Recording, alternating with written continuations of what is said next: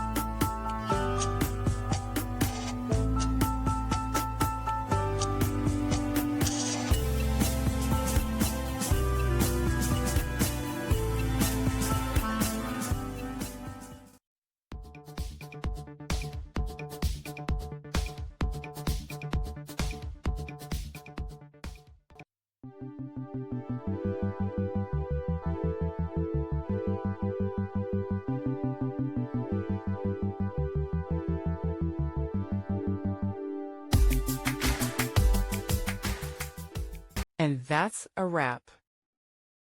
I hope you found the answer you were looking for. If you did, take a second to hit that subscribe button. It really helps out.